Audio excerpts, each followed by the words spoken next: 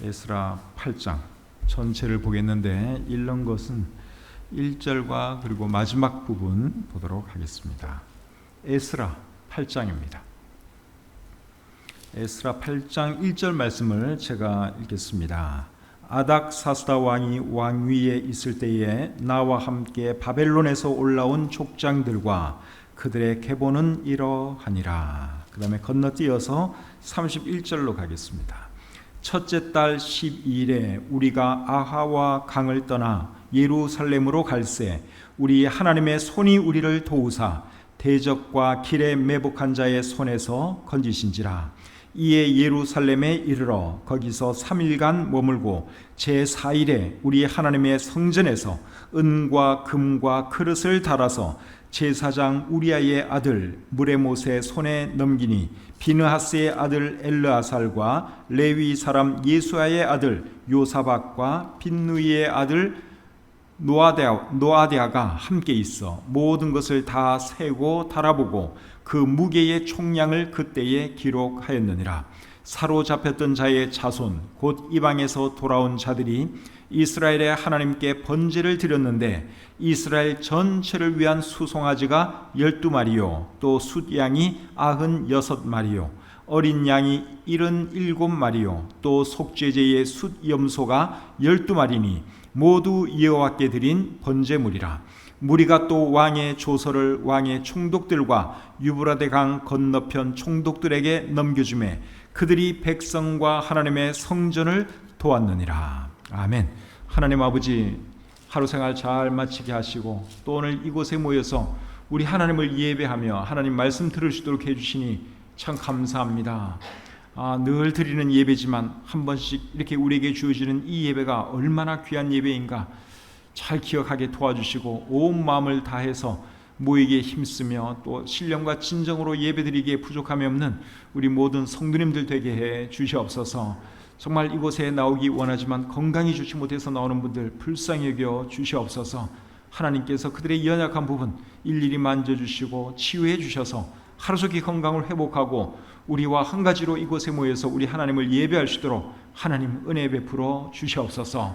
부족한 종이 말씀 전할 때 함께해 주시고 오늘 이 말씀이 우리 모두에게 큰 유익과 복이 되게 해 주시옵소서. 모든 것 감사드리며 예수님의 이름으로 기도합니다. 아멘. 자리에 앉겠습니다. 오늘은 에스라 8장 말씀을 본문으로 해서 하나님의 손이 우리를 도우사 이런 제목으로 말씀드리기를 원합니다. 오늘 읽은 이 본문 말씀은 에스라가 유다 사람들을 이끌고 예루살렘으로 돌아오는 내용입니다. 이 일이 언제 일어난 일인가 하면 아닥사스다 왕 제7년에 일어난 일입니다. 에스라서 7장 7절과 8절을 보시면 우리가 알 수 있습니다. 아닥사스다 왕 제7년에 이스라엘 자손과 제사장들과 레위 사람들과 노래하는 자들과 문지기들과 느디님 사람들 중에 몇 사람이 예루살렘으로 올라올 때에 이 에스라가 올라왔으니 왕의 제7년 다섯째 달이라. 여기 보니까 에스라가 유다 사람들을 이끌고 예루살렘으로 왔는데 그때가 아닥사스다 왕의 제7년이라고 말씀하고 있죠. 아닥사스다 왕 제7년은 기원전 458년입니다. 스룹바벨이 유다 사람들을 이끌고 예루살렘으로 온 때는 기원전 537년이었습니다. 그러니까 이 에스라는 스룹바벨보다 79년 뒤에 바벨론에서 예루살렘으로 왔다 하는 것을 우리가 알 수 있습니다. 에스라와 함께 예루살렘으로 온 사람들의 수가 몇 명이었는가 하면 한 5천 명쯤 됩니다. 오늘 본문 1절부터 14절을 보시면 이제 집안별로 돌아온 남자들의 수가 거기에 쭉 열거되어 있습니다. 거기에 있는 모든 수를 더하면 한 1,500명쯤 됩니다. 근데 남자들만 1,500명이니까 여자들까지 합하고 아이들까지 합하면 뭐 4,000명에서 한 5,000명은 좋게 될 거라고 생각이 됩니다. 그래서 에스라가 한 5,000명의 사람들을 인솔해서 바벨론을 떠나 예루살렘으로 오는 것이 오늘 이 본문의 내용입니다. 79년 전에 스룹바벨과 함께 돌아온 유다 사람들의 수는 몇 명이었는가 하면 5만 명쯤 됩니다. 스룹바벨과 함께 온 사람들은 5만 명, 에스라와 함께 온 사람들은 5천 명. 그러니까 2차 귀환 때는 한 10분의 1로 그 수가 확 줄은 것을 우리가 알 수 있죠. 1차 귀환 때, 즉 스룹바벨이 인솔해서 올 때 그때 많이 왔습니다. 한 5만 명이 왔고, 그 다음에 79년이 지나서 에스라가 또 사람들을 이끌고 왔는데 그때는 한 5천 명 정도, 스룹바벨 때보다는 한 10분의 1에 해당하는 사람들이 예루살렘으로 돌아온 것이죠. 그리고 바벨론에서 예루살렘까지 오는데 얼마나 걸렸는가 하면 4개월이 걸렸습니다. 여러분들이 지도를 딱 놓고 바벨론 지역과 그 다음에 이스라엘 땅 그 위치를 대충 보면 굉장히 먼 거리입니다. 그래서 그때는 이제 걸어서 또는 짐승을 타고 왔겠죠. 근데 그 오는 기간이 4개월이 걸렸습니다. 에스라 7장 9절을 보시면 그런 것을 알 수 있습니다. 첫째 달 초하루에 바벨론에서 길을 떠났고 하나님의 선한 손에 도우심을 입어 다섯째 달 초하루에 예루살렘에 이르니라. 첫째 달에 바벨론을 떠나서 다섯째 달에 예루살렘에 도착했으니까 4개월이 걸린 것을 알 수 있지요. 그리고 오늘 이 본문에 보시면 에스라서 8장에 보시면 에스라가 유다 사람들을 이끌고 바벨론에서 예루살렘으로 오는 그 과정이 상당히 상세하게 기록되어 있습니다. 자, 15절 말씀을 보겠습니다. 오늘 본문 15절입니다. 내가 무리를 아하와로 흐르는 강가에 모으고 거기서 3일 동안 장막에 머물며 백성과 제사장들을 살핀즉 그 중에 레위 자손이 한 사람도 없는지라. 자, 이제 바벨론에서 예루살렘으로 출발하기 위해서 한 집결지에 모였는데 그 집결지가 어딘가 하면 아하와로 흐르는 강가라고 여기 말씀하고 있죠. 그래서 이제 떠나기 원하는 사람들을 다 아하와로 흐르는 그 강가로 오게 했습니다. 그래서 이제 인원 파악도 하고 또 떠날 준비를 제대로 했는지 4개월간의 긴 여행을 해야 되니까 준비를 철저하게 해야 되겠죠. 양식도 준비를 해야 되고 여러 가지 준비할 것이 참 많겠죠. 그래서 일일이 다 점검을 하기 위해서 일단 그곳으로 모이게 했습니다. 근데 이렇게 인원 점검을 쭉 하는데 레위 사람이 한 사람도 보이지를 않는 거예요. 여러 지파 사람들이 골고루 이렇게 섞여 있는데 그러면 레위 사람들이 거기 분명히 있어야 하는데 레위 사람들이 보이지를 않는 것입니다. 에스라가 여러분 지금 바벨론을 떠나서 예루살렘으로 가려고 하는 그 목적이 무엇입니까? 예루살렘에 가서 하나님의 말씀을 사람들에게 가르치는 것이 그의 목적이었습니다. 그런데 그 일을 혼자 할 수는 없거든요. 레위 사람들의 도움을 받아야 합니다. 혼자서 여러분 어떻게 그 수많은 유다 사람들에게 하나님의 말씀을 가르치겠어요? 물론 자기가 가르치고 또 레위 사람들이 보조 역할을 해야지 이제 그 일을 잘 감당할 수 있는데 보조 역할을 할 레위 사람들이 보이지를 않는 거예요. 그래서 이 에스라가 어떻게 하는가 하면 사람들을 보내어서 레위 사람들을 오게 합니다. 자, 16절 17절 보겠습니다.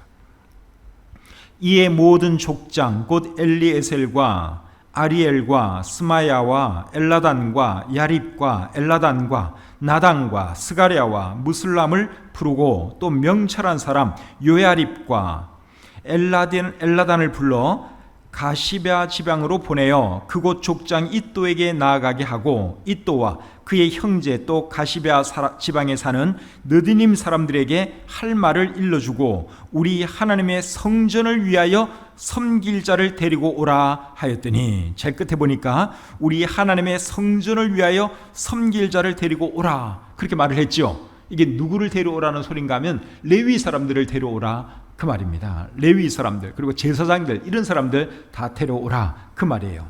그렇게 했더니 이제 몇 명이나 왔느냐 18절부터 20절 계속 보겠습니다.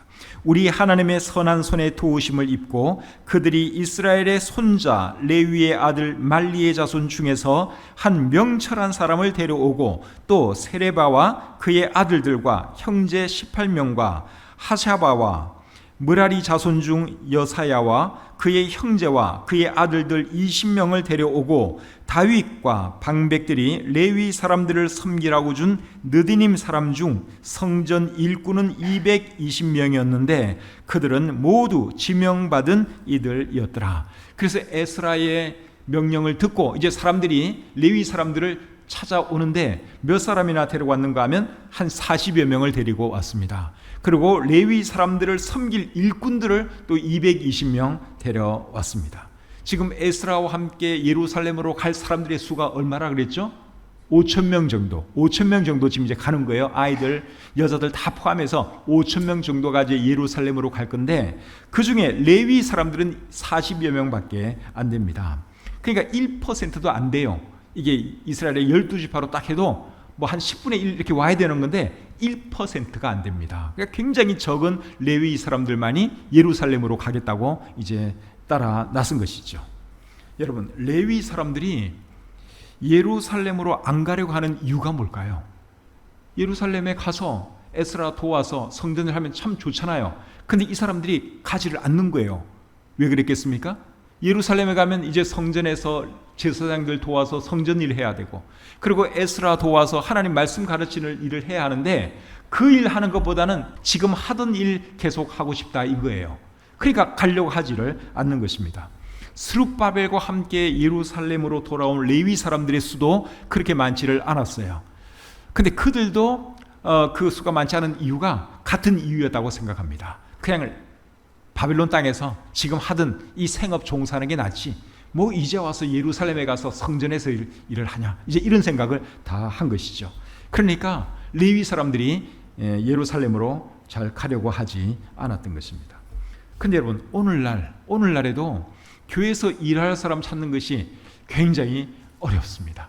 한 10년이나 한 1, 20년 전에는 그래도 교회에서 일할 사역자 찾는 것이 그렇게 어렵지는 않았어요. 제가 행당동에서 사역할 때만 하더라도 사역자 찾는 광고 올리면은 여러 사람이 지원하고 제가 골라가면서 사람들을 쓸 수가 있었는데, 요새는 사역자 찾기 위해서 광고를 내면은 지원을 안 해요.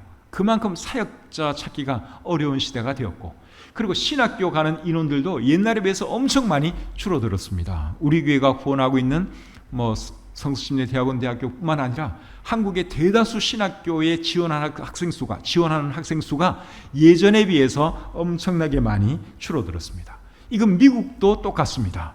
그래서 미국에 굉장히 잘 나가던 큰 신학교들이 요새는 학생들이 없어가지고 캠퍼스를 팔고 다른 곳으로 이사를 가고 막 그런 현상들이 지금 엄청 많이 일어나고 있습니다. 멀쩡하던 신학교가 어느 날 갑자기 없어지기도 하고, 학생들이 없으니까 문 닫는 이런 데도 생겨나고, 그런 상황입니다. 미국도 그렇고 우리나라도 그렇습니다.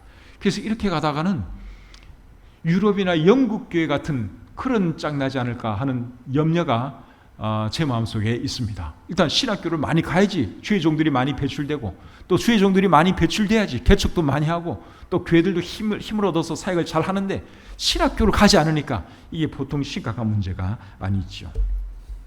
그런데 왜 사람들이 신학교를 안 가고 왜 주의 종이 안 되려고 할까요?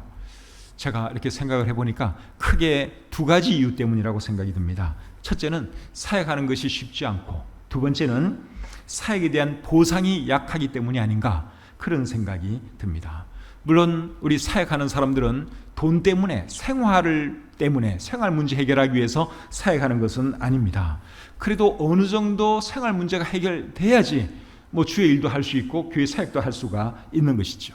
그런데 목회하는 분들의 상당수는 생활적으로 굉장한 어려움을 겪고 있습니다.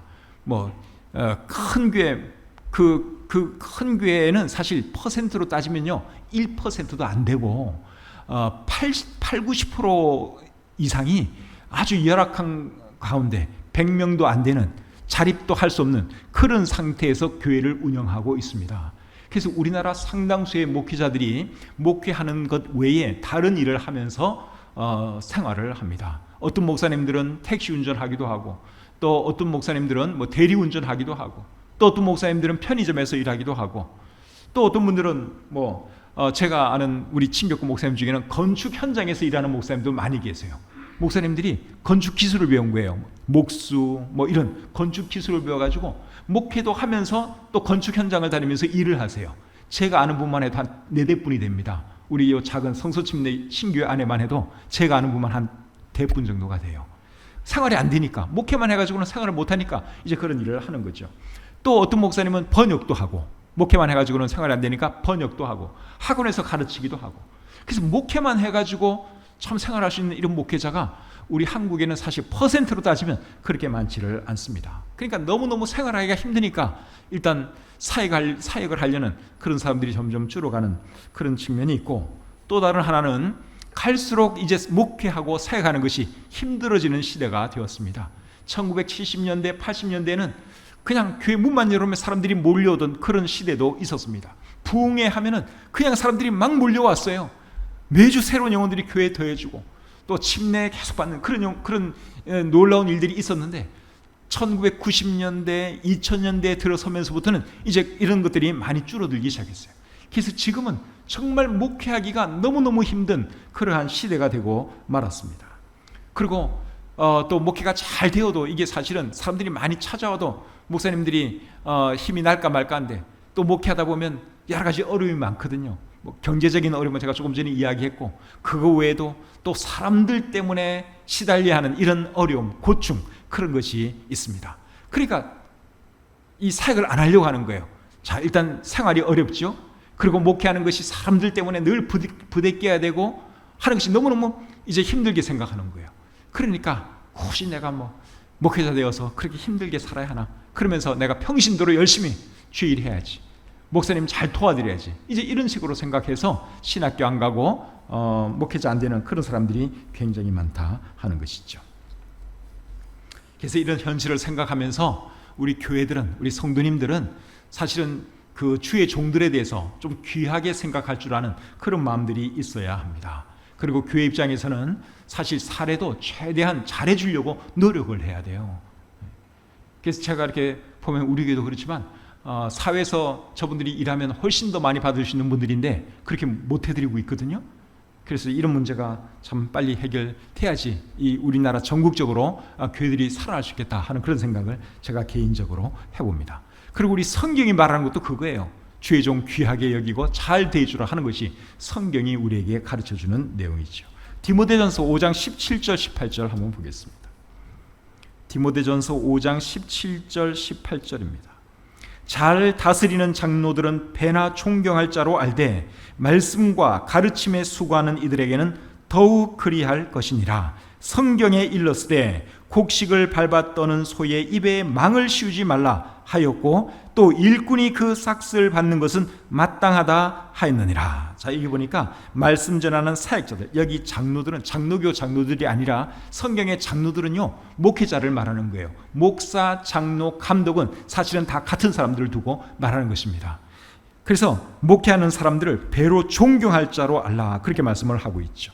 그리고 소의 입에 망을 씌우지 말라, 이 말은 목회자들에게 경제적으로도 잘 대우해 주라 그러한 말입니다. 그래서 교회는, 우리 성도님들은 사역하는 사람들에 대해서 이제 이런 마음을 가져야 하는 것입니다. 어떻게 하면 목사 괴롭힐까?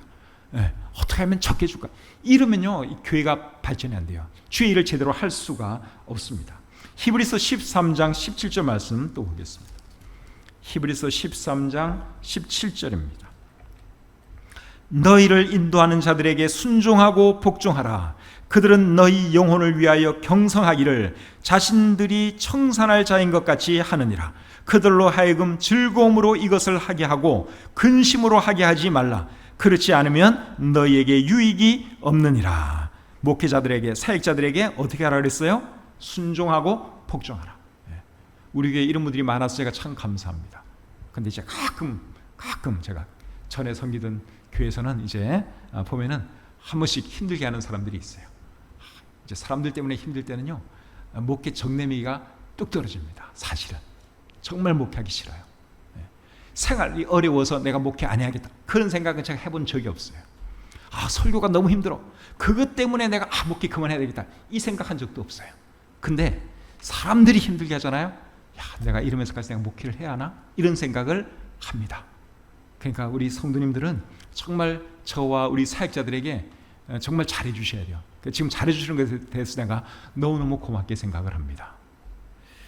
자, 계속해서 21절 22절 보겠습니다. 21절 22절 본문 21절 22절 그때에 내가 아하와 강가에서 금식을 선포하고 우리 하나님 앞에서 스스로 겸비하여 우리와 우리 어린 아이와 모든 소유를 위하여 평탄한 길을 그에게 강구하였으니 이는 우리가 전에 왕에게 아뢰기를 우리 하나님의 손은 자기를 찾는 모든 자에게 선을 베푸시고 자기를 배반하는 모든 자에게는 권능과 진노를 베푸신다 하였으므로 길에서 적군을 막고 우리를 도울 보병과 마병을 왕께 구하기를 부끄러워하였습니다. 자, 여기 보니까 이제 그 강가에 모여서 출발하기에 앞서 뭘 하는가 하면 금식 기도를 합니다. 금식 기도.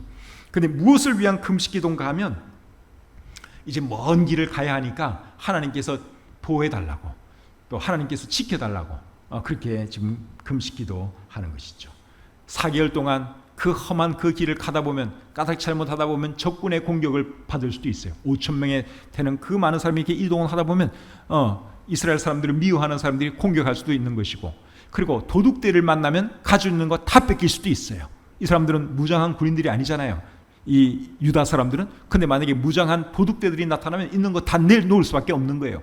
그러니까 그런 일 당하지 않게 해달라고 에스라와 유다 백성들이 이제 길 떠나기 앞서 금식하면서 하나님께 간절히 기도했습니다. 근데 이런 위험성이 있으면 사실 왕에게 도움을 청해서 뭐 군대의 도움을 받든가 뭐 호의를 받든가 그러면 안전하게 갈 수도 있어요. 더군다나 이 에스라는 왕에게 말만 하면 왕이 다 들어주는 그런 사람입니다. 그런데 에스라가 그런 부탁을 여기 안 했다고 말씀을 하고 있는데, 그 이유는 그렇게 하는 것은 부끄러운 일이기 때문에 그가 하지 않았다, 그렇게 말씀하고 있습니다. 22절 하반절 다시 한번 보겠습니다. 우리를 도울 보병과 마병을 왕에게 구하기를 부끄러워하였습니다. 그래서 왕에게 도움 청하면 얼마든지 왕이 군대를 보내가지고 보호해 줄 수 있어요. 예루살렘까지 가는데 호위해 줄 수 있어요. 그런데 에스라는 그렇게 하는 것은 부끄러운 일이다. 우리 하나님이 살아계시는데 우리 하나님의 도우심을 쉬려고 가면 되지, 뭐 군대의 도움을 구하냐. 에스라는 그렇게 생각을 했다는 거예요. 이런 거 생각하면 에스라가 믿음이 정말 좋은 사람이죠. 정말 살아계신 그 하나님의 도우심을 그가 힘입기를 원했습니다. 14년 뒤에, 에스라로부터 14년 뒤에 느헤미야가 또 바벨론 땅에서 예루살렘으로 갑니다. 그런데 느헤미야는 그 군사들의 또 도움을 받는 것을 우리가 볼 수 있습니다. 느헤미야 2장 8절과 9절 제가 한번 읽어드리겠습니다. 느헤미야 2장 8절 끝부분부터. 내 하나님의 선한 손이 나를 도우심으로 왕이 허락하고 군대 장관과 마병을 보내어 나와 함께 하시기로 내가 강 서쪽에 있는 총독들에게 이르러 왕의 조서를 전하였더니, 느헤미야가 이제 왕의 허락을 받고 예루살렘으로 가는데 느헤미야는 군사들의 호의를 받으면서 갔어요. 그렇다고 해서 느헤미야는 믿음 없는 사람이다, 그렇게 말하면 또 안 되겠죠. 느헤미야는 느헤미야고 에스라는 에스라입니다. 느헤미야는 나름대로 무슨 사정이 있으니까 아마 군사들의 또 호의를 받으면서 갔을 거예요. 그런데 어쨌든 간에 이 에스라는 왕에게 도움만 청하면 얼마든지 군인들의 호의를 받으면서 예루살렘까지 갈 수 있는데 그가 그 요청 자체를 하지 않았다는 것입니다. 하나님을 신뢰했기 때문에. 이런 거 보면 이 에스라가 얼마나 믿음이 좋은 사람인가 하는 것을 알 수 있습니다. 사랑하는 성도님 여러분, 우리도 이런 에스라의 믿음을 본받을 수 있기를 바랍니다. 우리가 살아계신 하나님을 섬기지 않습니까? 그런데도 보면은 하나님 의지하는 것보다는 다른 걸 자꾸만 의지하려고 그래요. 사람을 의지하려고 그러고 돈을 의지하려고 그러고 다른 뭘 자꾸만 의지하려고 그러는데 그거는 믿음이 아니죠. 정말 믿음이 있으면 이 에스라처럼 하나님을 의지하고 갈 길을 가야 할 줄 믿습니다. 그렇게 하는 사람을 또 하나님은 절대로 배반하지 않고 도와주시죠. 그래서 에스라가 하나님의 도우심을 바라면서 간절히 금식기도 했더니 하나님께서 어떻게 해주셨을까요? 그의 기도를 들어주셨습니다. 자, 23절 보겠습니다. 23절입니다. 8장 23절. 그러므로 우리가 이를 위하여 금식하며 우리 하나님께 간구하였더니 그의 응낙하심을 입었느니라. 하나님께서 그들의 기도를 들어주셨다, 그 말이죠. 그 다음에 31절 보겠습니다. 31절. 첫째 달 12일에 우리가 아하와 강을 떠나 예루살렘으로 갈새 우리 하나님의 손이 우리를 도우사 대적과 길에 매복한 자의 손에서 건지신지라. 하나님의 손이 그들과 함께 해주셨기 때문에 하나님께서 그들을 지켜주시고 보호해주셔서 예루살렘까지 무사히 도착할 수 있었습니다. 그래서 우리도 여러분 하나님의 도우심이 필요하면 하나님께 기도할 수 있기를 바랍니다. 하나님께 기도하면 하나님께서 도와주십니다. 요한복음 16장 23절 24절에 보시면 이런 말씀이 있습니다. 내가 진실로 진실로 너희에게 이르노니 너희가 무엇이든지 아버지께 구하는 것을 내 이름으로 주시리라. 지금까지는 너희가 내 이름으로 아무것도 구하지 아니하였으나 구하라. 그리하면 받으리니 너희 기쁨이 충만하리라. 하나님께 구하면 하나님께서 들어주신다고 약속하셨습니다. 이런 말씀 신뢰하시고 여러분, 하나님의 도우심이 필요할 때 하나님께 기도하시는 저와 여러분들이 되시기를 바랍니다. 우리가 이 인생길을 살아가는 것은 예루살렘으로 가는 그 길만큼이나 험하다고 할 수 있습니다. 바빌론에서 예루살렘까지 가는 그 길, 4개월간 가야 하는 그 길, 얼마나 위험한 길입니까? 언제 적군이 나타나서 공격할지 몰라요. 언제 도둑대가 나타나서 우리 거 다 뺏어갈지 몰라요. 근데 우리가 살아가는 이 세상도 만만치가 않습니다. 여러분, 이 세상에 병이 얼마나 많습니까? 요즘 코로나 때문에 여러분 얼마나 우리 마음속에 두려움이 있습니까? 또 사건은 얼마나 많이 있습니까? 그런데도 불구하고 우리가 지금까지 이렇게 생명 구지하고 건강을 유지하면서 살아갈 수 있었던 것은 하나님께서 우리가 드리는 기도를 들어주시고 응답해 주셨기 때문이라고 믿습니다. 저와 여러분들이 늘 하나님께 기도하지 않습니까? 하나님 오늘도 지켜주시고 보호해 주시고 그런 기도 우리가 늘 하거든요. 그런 기도 때문에 우리가 이 시간까지 큰 어려움 없이 잘 견디고 살아온 줄 믿습니다. 그래서 하나님께 기도하면 하나님이 들어주시고 응답해 주신다 하는 것이죠. 24절부터 30절 계속 보겠습니다. 24절부터 30절. 그때에 내가 제사장의 우두머리들 중 12명 곧 세레바와 하사랴와 그의 형제 10명을 따로 세우고 그들에게 왕과 모사들과 방백들과 또 그곳에 있는 이스라엘 무리가 우리 하나님의 성전을 위하여 드린 은과 금과 그릇들을 달아서 주었으니 내가 달아서 그들 손에 준 것은 은이 650달란트요 은그릇이 100달란트요 금이 100달란트며 또 금잔이 20개라. 그 무게는 1000다리기요 또 아름답고 빛나 금같이 보배로운 녹그릇이 2개라. 내가 그들에게 이르되 너희는 여호와께 거룩한 자요 이 그릇들도 거룩하고 그 은과 금은 너희 조상들의 하나님 여호와께 즐거이 드린 예물이니 너희는 예루살렘 여호와의 성전 골방에 이르러 제사장들과 레위 사람의 우두머리들과 이스라엘의 족장들 앞에서 이 그릇을 달기까지 삼가 지키라. 이에 제사장들과 레위 사람들이 은과 금과 그릇을 예루살렘 우리 하나님의 성전으로 가져가려 하여 그 무게대로 받으니라. 방금 읽은 이 말씀은 뭔가 하면 이제 제사장들과 레위 사람들이 예루살렘으로 가져갈 은과 금을 분배받는 그런 내용입니다. 많은 은과 금을 이제 예루살렘 성전에 가져가야 되는데 누군가는 그것을 이제 나눠서 가져가야 되잖아요. 근데 에스라가 그 은과 금 이런 것을 누구에게 맡겼는가 하면 제사장들, 레위 사람들에게 맡겼습니다. 근데 그들에게 맡긴 은과 금의 양이 어마어마합니다. 26절에 보니까 은이 650달란트라 그랬죠. 650달란트는 25톤입니다. 은 25톤. 그리고 은그릇이 100달란트. 100달란트는 3.75톤이에요. 그리고 금이 또 100달란트. 100달란트는 또 3.75톤. 여러분, 금은 3.75톤. 값이 얼마나 될까요? 이거는 제가 계산할까 하다가 말았어요. 계산해봐야 이거 여러분들 이해도 못하세요. 너무너무 수가 커가지고 천문학적인 숫자거든요. 이렇게 많은 은과 금을 이제 유다 사람들이 가지고 가는데 레위 사람들, 제사장들이 이제 나누어 가지고 가져가는 것입니다. 그 무게가 또 엄청났기 때문에 이건 뭐 사람 배낭 속에 가져갈 수 있는 그런 게 아니에요. 아마 술에다가 짐승이 이끄는 술에다가 은, 금 잔뜩 실어가지고 이렇게 쭉 가는 거죠. 그리고 각 수레마다 이제 책임자가 있는 것이고 그런 식으로 이제 이 은과 금을 예루살렘으로 운반을 합니다. 이렇게 많은 은과 금을 가져가니 중간에 도둑들을 만나면 어떻게 되는 거예요? 이게 다 뺏기는 거예요. 그러니까 이 에스라와 유다 사람들이 금식기도 하지 않을 수가 없었던 것입니다. 군인들 도움을 좀 받으면 되는데 그것도 안 하고 참 그냥 하나님 의지하고 이 갔다는 게 여러분 보통 놀라운 믿음이 아닙니다. 그리고 이렇게 많은 금과 은을 분배받은 우리 한 사람 한 사람 제사장들과 레위인들의 그 마음은 어땠을까요? 아마 생전 처음 보는 그 어마어마한 그 금과 은이었을 겁니다. 그것을 딱 분배받는 순간 엄청난 부담을 가졌을 거예요. 그게 자기 개인께 된다면 정말 신이 났겠지만 이거는 잘 운반해서 성전에 갖다 줘야 되는 거예요.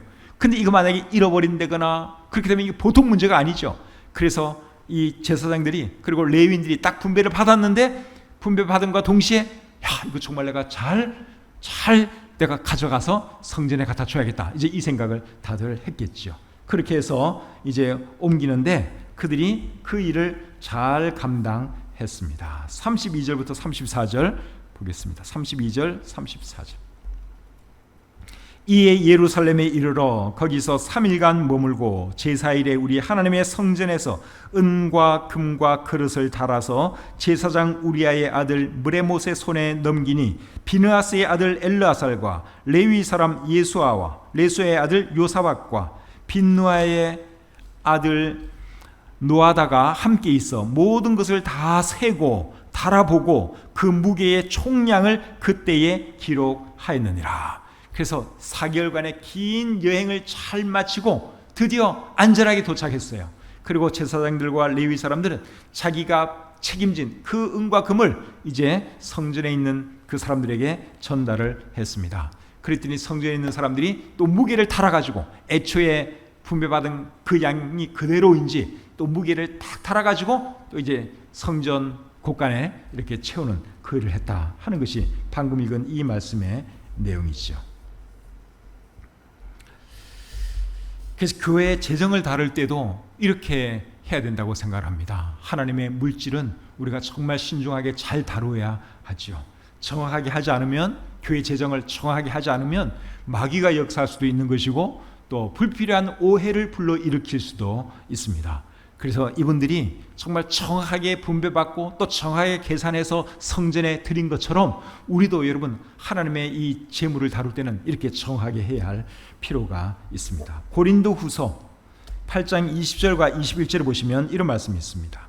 이것을 조심함은 우리가 맡은 이 거액의 연보에 대하여 아무도 우리를 비방하지 못하게 하려 함이니 이는 우리가 주 앞에서뿐 아니라 사람 앞에서도 선한 일에 조심하려 함이라. 이게 하나님의 그 헌금을 이제 조심해서 다뤄야 할 것에 대해서 말씀을 하고 있습니다. 그래서 우리 교회 재정도 우리가 정말 정확하게 들어가고 나가고 이거 정확하게 해야 하는 것이죠. 우리 교회에서는 재정관리팀에서 모든 재정을 관리하고 있습니다. 우리 집사님들이 신실하게 그 일을 잘 감당해 주셔서 제가 얼마나 든든하고 감사한지 모릅니다. 그래서 이 이스라엘 백성들이 정말 재정관리 잘한 것처럼 우리도 앞으로도 계속 그렇게 해야 하는 것이죠. 그리고 우리 한 사람 한 사람도 여러분 우리가 하나님께로부터 뭔가를 위탁받은 청직이라고 하는 것을 잊으시면 안 됩니다. 오늘 이 본문에서 레위 사람들이 자기가 분배받은 은금을 잘 관리해서 다시 하나님께 드린 것처럼 우리도 하나님께 어떤 부탁받은 것이 있으면 그거 관리를 잘 해야 하는 것이죠. 하나님께서 우리에게 맡긴 시간, 물질, 재능 그리고 사람까지 하나님께서 우리에게 맡기신 것은 무엇이든지 우리가 최선을 다해서 잘 관리하다가 그 다음에 하나님께서 찾으면 또 하나님께 돌려드려야 하는 것입니다. 전도서 3장 15절에 이런 말씀이 있습니다.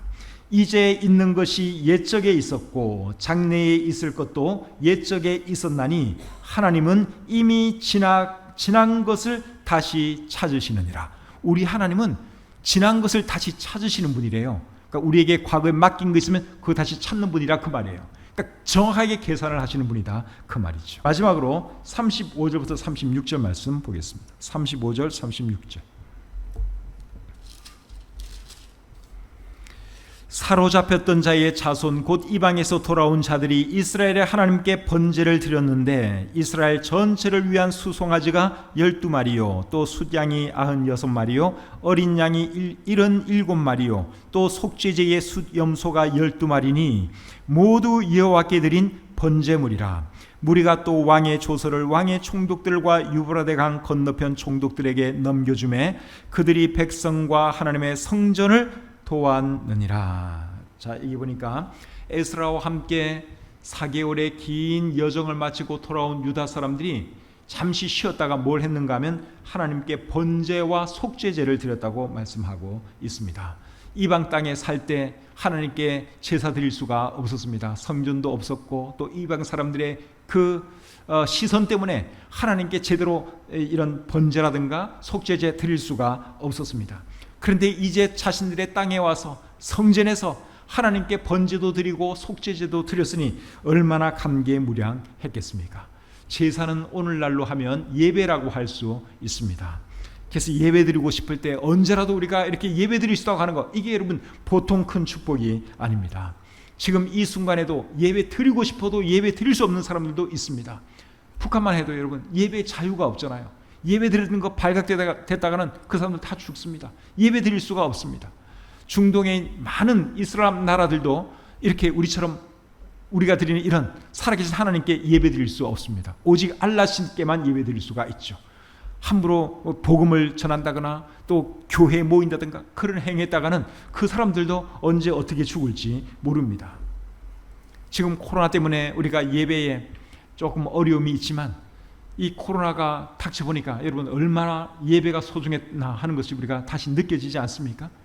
그래도 우리 여기 계신 분들은 예배 교회 나와서 드리지만 나오고 싶어도 예배 못 나오는 또 그런 지체들도 많이 계시는데 집에서 예배 드리는 분들 여러분 얼마나 갑갑하겠어요. 건강이 안 좋아서 또 몸이 불편해서 또 코로나 감염이 두려워서 예배 드리지 못하는 분들이 계시는데 얼마나 갑갑하겠습니까? 그래서 우리가 언제라도 예배 드릴 수 있다고 하는 이것이 큰 축복인 줄 알고 예배 드릴 수 있을 때 한 번이라도 더 예배 드리고 또 기쁨으로 예배 잘 드리시는 저와 여러분들이 되었으면 좋겠습니다. 자, 오늘 배운 교훈을 정리 한번 해보겠습니다. 여러 가지 교훈을 제가 말씀을 드렸는데 대충 정리하면 이런 거예요. 주의 일 하는 사람들이 귀하니까 우리가 주의 종들에 대해서 잘 대우해주고 그들을 귀히 여길 줄 알아야 한다 하는 거 제가 말씀을 드렸고, 또 우리가 하나님께 필요한 것 있으면 하나님께 기도하면 하나님이 들어주신다 하는 말씀도 드렸습니다. 그리고 청지기의 직분 우리가 잘 감당해야 한다는 거 말씀드렸고, 그리고 마지막으로 예배 생활이 참 중요하다, 예배 생활 잘해야 한다 하는 거 말씀드렸습니다. 오늘 들은 말씀 잘 마음에 새기시고 오늘 들은 교훈대로 살아가시는 여러분이 다 되시기를 우리 주님의 이름으로 축복합니다.